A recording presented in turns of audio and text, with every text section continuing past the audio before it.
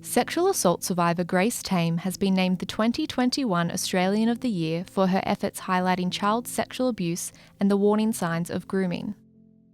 Her story began in 2010 when, at the age of 15, she was groomed and repeatedly raped by her 58-year-old high school maths teacher, Nicholas Bester.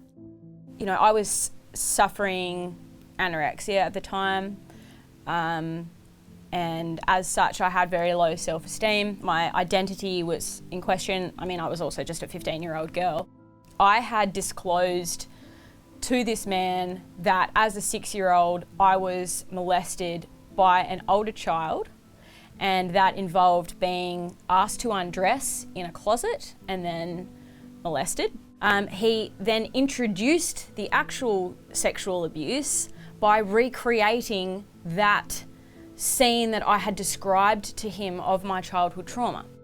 Bester later bragged about the abuse on Facebook before giving a 17-minute interview where he joked about the incident and painted himself as the victim. But while he was able to talk about the crime for which he was convicted and jailed, Grace remained silenced by an archaic victim gag law in Tasmania. When I first met Grace, I was struck not just by her story, but by how powerfully motivated she was to share it, hoping to educate others on the warning signs of grooming, and I thought hers is a voice which needs to be heard. What I didn't know was that Tasmania had these extremely archaic gag laws, and if I did tell her story with her full consent, not only could I face jail time as a journalist, but bizarrely, so could she.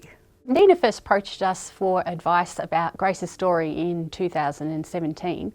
At the time, the issue was that the Tasmanian Evidence Act prohibited anyone from identifying the complainant in sexual offence cases, including Grace's case.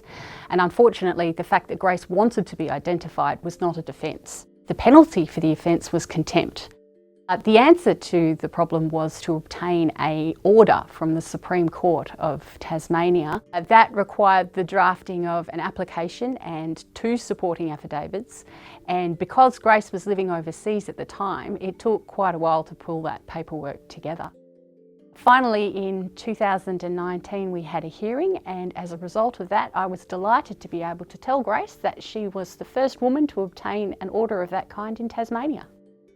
I owe so much to the people around me. I am who I am now, and I'm sitting where I am now having this conversation with you because I have been supported every step of the way, on the excruciating steps and on the big happy leaps. The campaign partners have now been able to provide legal assistance to 17 survivors who have been able to tell their stories. Working on those stories and coordinating that campaign has been a huge privilege, and it's been through more than 30 survivors telling their stories that we've been able to change 4 laws across 3 jurisdictions.